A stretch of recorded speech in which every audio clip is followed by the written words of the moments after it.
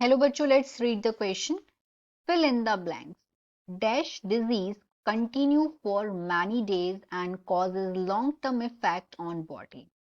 तो क्वेश्चन ने बोला, ये fill in the blanks question है और यहाँ बोला गया है कि ऐसी बीमारी जो कंटिन्यू रहती है कई दिनों तक और जिसकी वजह से लॉन्ग टर्म इफेक्ट पड़ता है बॉडी पे, हमें उस बीमारी को बताना है. तो क्वेश्चन का पहले हम देखते हैं की कंसेप्ट. की कंसेप्ट, इस क्वेश्चन का की कंसेप्ट है डिजीजेस. यहां पे हम देखेंगे डिजीजेस के टाइप. डिजीजेस के हम यहाँ पे देखेंगे टाइप. अब डिजीज को जो क्लासिफाइड किया गया है वो अलग अलग बेस पे करा गया है. तो यहाँ पे हम डिजीज के टाइप देखेंगे जो कि ड्यूरेशन के बेस पे करे गए हैं.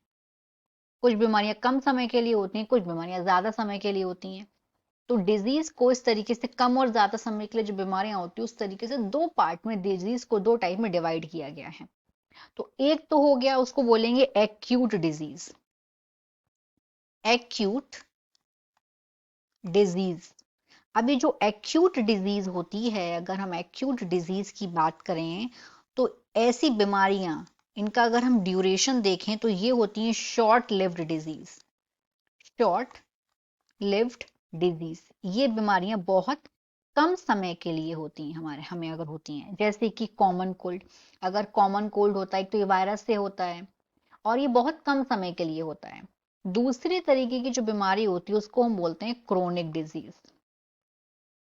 ये दूसरे तरीके की बीमारी है जिसे बोला जाता है क्रोनिक डिजीजेस.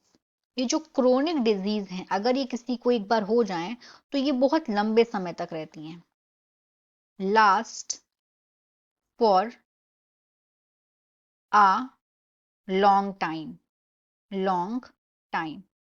और कुछ केसेस में ये जिंदगी भर भी रहती हैं, कि अगर एक बार हो गया तो ये लाइफ टाइम भी रहेंगी. और मे बी लाइफ टाइम. तो अगर हम इसका एक एग्जाम्पल देखें कि क्रोनिक डिजीज का एक उदाहरण देखें, हम एग्जाम्पल देखें जो लाइफ टाइम होती है, तो हम इसका एक एग्जाम्पल देख सकते हैं एलिफेंटिएसिस. इसका एक एग्जाम्पल हो गया एलिफेंटिएसिस. तो अगर किसी को एक बार एलिफेंटिएसिस हो जाए, क्योंकि इंडिया में कॉमन है, इंडिया के कुछ पार्ट्स में ये बीमारी, अगर ये किसी को एक बार हो जाती है तो ये नहीं कि अगर किसी को हुई है तो कुछ दिनों में ठीक हो गई, 4-5 दिन में ठीक नहीं होती है. अगर ये बीमारी है तो ये बहुत लंबे समय तक चलती है और कभी ये कई बार लॉन्ग, ये क्या होता है, लॉन्ग टर्म डिजीज है और कई बार ये बॉडी में ये खत्म ही नहीं होती. जब तक जिंदगी है तब तक ये उसको इंडिविजुअल को रहती है.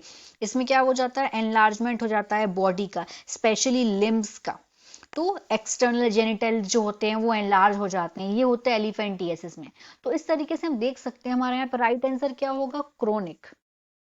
क्योंकि क्वेश्चन में क्या बोला गया है, वो बीमारी जो बहुत लंबे समय तक रहे और बहुत लॉन्ग टर्म इफेक्ट करे बॉडी में, तो ऐसी बीमारी को बोलते हैं क्रोनिक डिजीज. तो बेसिकली जो डिजीज है वो दो तरीके की, अगर हम ड्यूरेशन के बेस पे देखें, एक्यूट और क्रोनिक. एक्यूट बहुत कम समय के लिए होती है और क्रोनिक बहुत ज्यादा समय के लिए होती है. और अगर बीमारी ज्यादा समय के लिए तो असर भी ज्यादा करेगी बॉडी पे. So the right answer is chronic. Hope you understood it well. All the best.